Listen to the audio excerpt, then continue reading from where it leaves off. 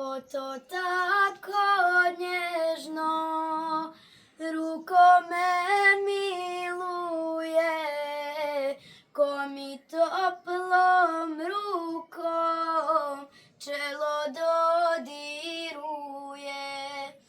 To je moja majka, nego ko bi drugi, oči su joj plačne kad sam ja u tugi. Radosti je puna kada gleda mene, vesele su tada divne oči njene.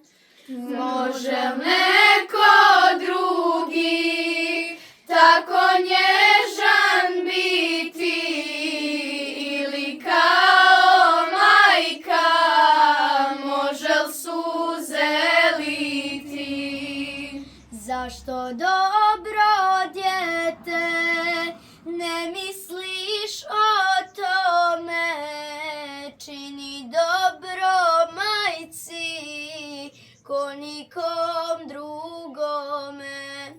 Koliko naših majki težak život vodi, kakve smrtne brige dok se dijete rodi. Niko kao majka ne voli te tako, poslije njene smrti zaplakat ćeš jako. Mati,